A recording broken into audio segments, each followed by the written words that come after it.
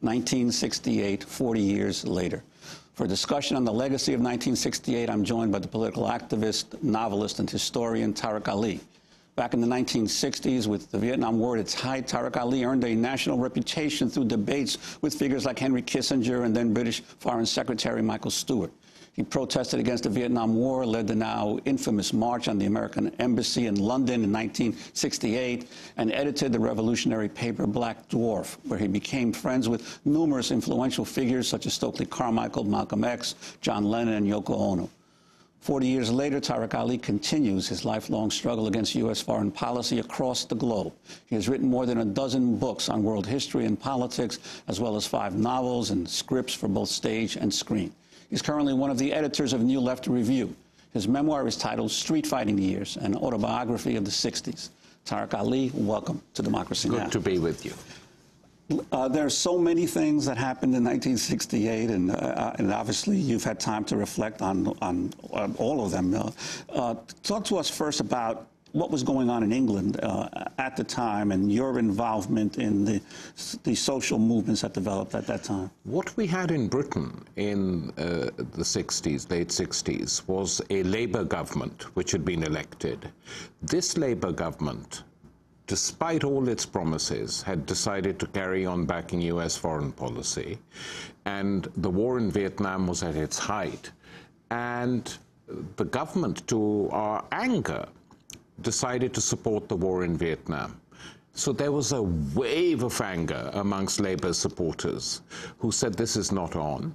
And we then set up the Vietnam Solidarity Campaign, though it has to be said, Juan, in retrospect, that Labour government resisted heavy U.S. pressure to send troops to Vietnam. They backed it verbally, but neither Britain nor any other Western European state sent troops to Vietnam, unlike Iraq. So even though they backed it, it was very different. And the United States Embassy, the only troops, I think, that were sent by other countries were South Korea, Australia, South Korea and Australia, always there. But no European country sent troops to fight in Vietnam. Very interesting when you think back of that. It was the height of the Cold War. You'd have thought they would, but they didn't. And so a big movement grew demanding dissociation from the war in Vietnam and for Britain to withdraw political support. And this became a very large movement and backed by virtually every serious political figure in Britain at the time, apart from the government. We had lots of Labour members of Parliament who were opposed to the war, rock singers coming on demonstrations, Mick Jagger writing Street Fighting Man, numerous other people involved in it. And the fact that this was Britain's closest ally in Europe made it a problem. And I remember Senator Eugene McCarthy, the Democrat peace candidate, saying publicly, what is our country coming to when our embassy in the friendliest country we have in the world is permanently under siege? That cheered us up enormously because it meant that we were having an impact. And the protests at the U.S. Embassy that you were involved in? Well, you know, this was after the Tet Offensive in Vietnam, where the Vietnamese had taken the U.S. Embassy in Saigon for a token period. They'd all been killed. I guess you could call it a suicide attack, using today's language. And so we thought, what can we do to show solidarity with the Vietnamese? Can't we just capture the embassy for a short time and run the Vietnamese flag up and then withdraw? And in October '67, we got very close to doing that. And we were surprised as well, and so were the people in the embassy. So we thought in March '68 we would do that, but this time everyone was prepared.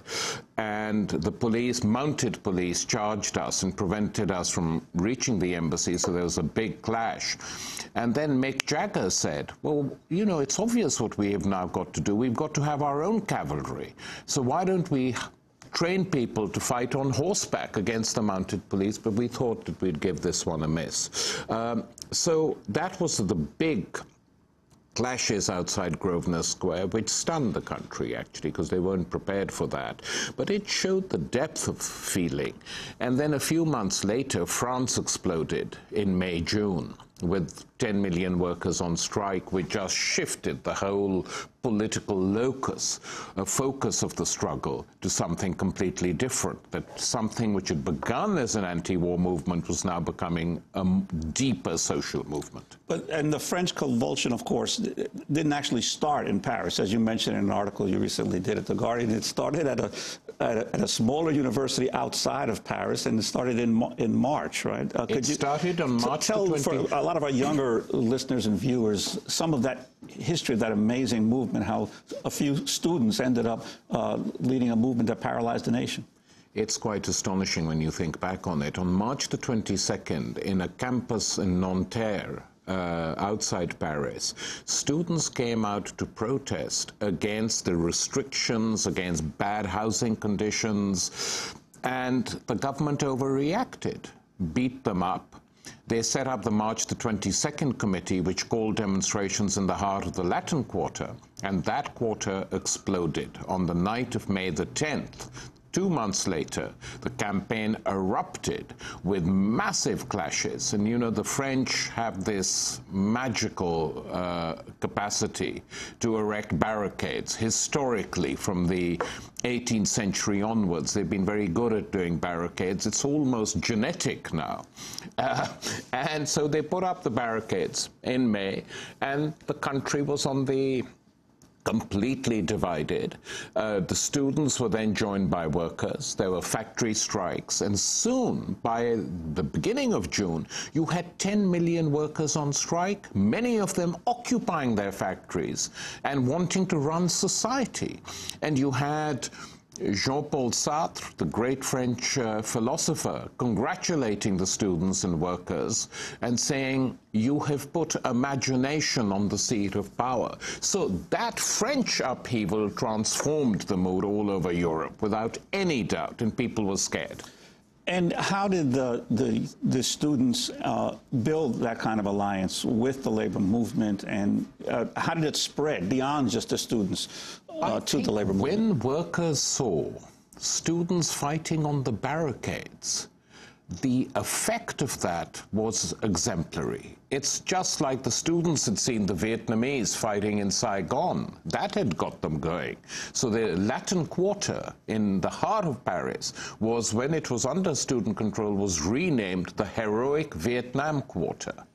And when workers saw students fighting on the barricades, they said, hey, hang on a minute. You know, these namby-pamby kids are taking on the state. We suffer much more than they do. And slowly, delegations of young workers started coming from the car factories, from other factories, and joining students. Very funny story when building workers suddenly came and said, hang on, we can show you how to build better barricades. And immediately, barricades went up. So this exemplary effect then went into the factories, and the trade union leaders were communists. All of them were completely thrown by this and couldn't control the workers at all, and the workers occupied. And the impact of that movement on the social conditions of the people in France, because obviously Charles de Gaulle, was the World War II hero, was the president at the time, and the impact on the government and what kinds of reforms emerged from that. The government panicked.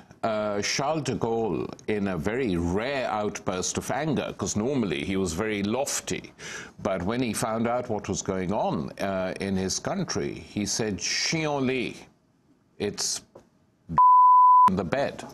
And the students then put up a poster with de Gaulle saying, no, you are the Chien-lit, which went all over the streets of Paris. But de Gaulle panicked. During the general strike in France, he panicked. He went secretly to address French troops stationed in Baden-Baden in Germany and said to them, if Paris falls, will you help me to retake it?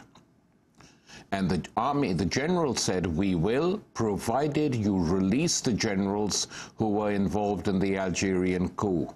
Total sort of right-wing generals, and de Gaulle made the deal. Never came to that, thank God, because there would have been massive bloodshed. So it didn't come to that, but that's how scared they were. And you had French journalists traveling Europe and being asked, do you think the disease will spread? How serious is it? Because